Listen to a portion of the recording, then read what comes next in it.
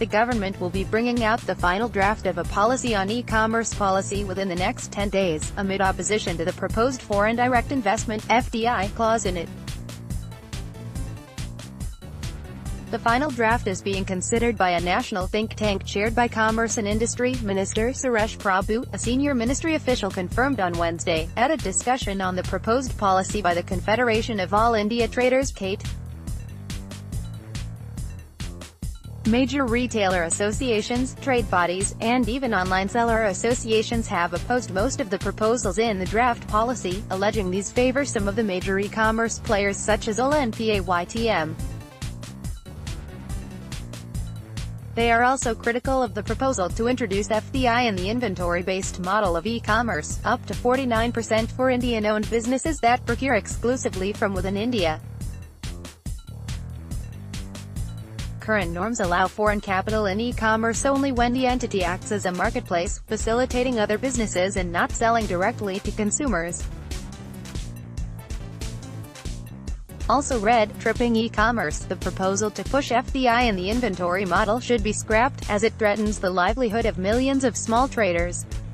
Online and offline businesses are considered separate by the Competition Commission of India itself and should be kept so. Despite the Commerce Ministry announcing Press Note 3, which bans all such FDI, major e-commerce players have managed to channel into India millions of dollars, says Ashwini Mahajan, co-convener of the Swadeshi Jagran Manch, a Rashtriya Swayamsevak Sangh-supported entity.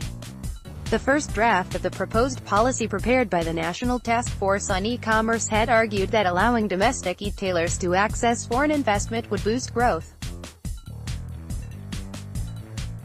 The recommendations of the task force have pointed out that smaller firms, artisans, and businesses in rural areas need access to crucial capital to grow and take advantage of the e-commerce boom, says the official mentioned earlier.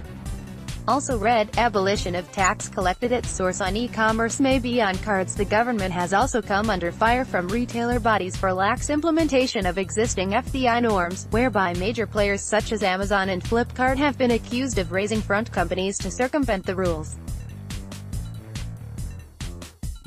The government doesn't know how many e-commerce companies are functioning in India. None of our proposals has been taken up and we have received no response from the Commerce Ministry despite multiple pleas, complains the All India Online Vendors Association. Also read, what's in the cart? Single regulator for e-commerce sector in the offing. Retailers have also raised the issue of a rising number of complaints regarding product quality and services against e-commerce players. While the Enforcement Directorate under the Finance Ministry is currently tasked with handling violations of FDI norms, most complaints about e-commerce products are forwarded to the Consumer Affairs Ministry.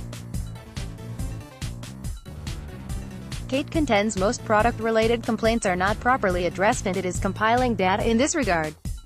A national regulator for the e-commerce sector, with which all digital businesses will be legally bound to register, has been recommended by the e-commerce task force.